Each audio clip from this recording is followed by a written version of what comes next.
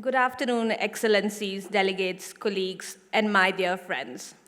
We come to a close of 3 excellent days of conferencing. I'm glad to say we escaped the monotony of many other such dialogues.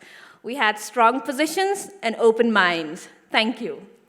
The conversations we've had over these days reflect the key transitions that we are currently witnessing globally. Across the spectrum of conversations, there are 3 distinct points that come true. First, the increasing role of emerging actors, and indeed determined individuals in scripting and shaping our common futures. This pen is wielded by many of you present in this room. Please use it wisely. Second, we are witnessing the beginning of a new era of coalitions, of community-led transformations. This is our new reality. It is a pragmatic model of co-development, one that serves the aspirations of all. Irrespective of borders and geographies, irrespective of cultures and contexts. Third, we are creating a new global blueprint for people, growth, and development, one that is equally shaped and led by women. A demography that is most excluded more than any tribe, any class, or any caste. As #SheLeads, she must create alternative paradigms rather than serve existing biases. I can safely assume, and I'm sure many of you in this room would agree, we have reached a new realization.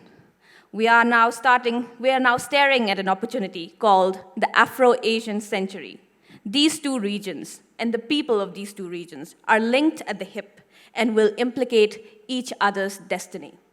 And to this end, the discussions over the last 2.5 days have certainly helped identify the challenges and the opportunities that we must respond to and avail together. The success of the Afro-Asian century is predicated on certain key factors. 1, emerging African economies, emerging Asian economies must simultaneously respond to 2 mandates, like my colleague Frank recently mentioned. We must respond to the implications of economic growth, the demands of economic growth, and that of climate change.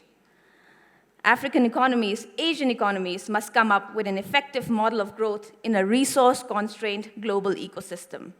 And our once-in-a-century gift to mankind could be the discovery of a viable, low-carbon growth model. 2, technology must serve the needs of mankind. We may have got the equation backward and may just be serving the appetite of innovation that may lack purpose. How do we prevent the replication of offline inequities in the online ecosystem? How do we ensure technology aid our common endeavor of building human capital, of creating clean and smart cities, of facilitating the realization of the Sustainable Development Goals? Together, we will solve these poses.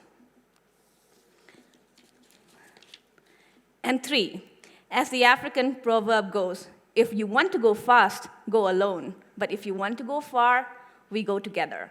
The success of the Afro-Asian century will largely be predicated on the real-time sharing of experiences, of our successes, but more importantly, our failures.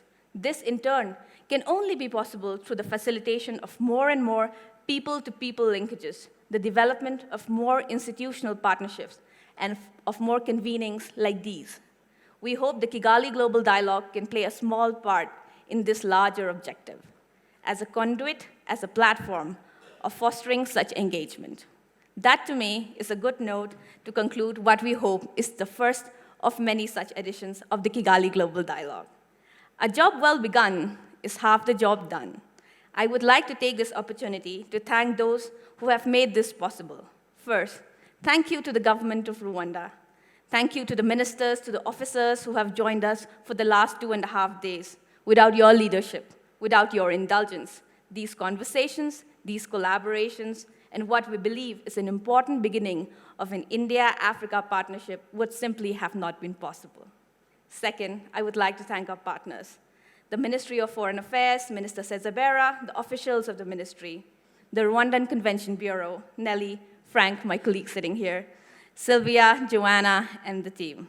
Thank you for so graciously hosting us in this beautiful country of 1,000 hills, Murakoze. Thank you to our partners. Third, thank you to the ORF team, those who have remained backstage to ensure the smooth functioning of the front stage. And here I would like to especially thank Samir for calling them up front stage and recognizing them. And last but certainly not the least, thank you to our delegates who have traveled from far and near to join us. Thank you for committing your time, your energy, and your ideas to our young project. We are committed to Rwanda. We are committed to this continent. We would be honored to be a part of your future. Wish you all a safe journey home and look forward to welcoming you to the next edition of the Kigali Global Dialogue. Thank you.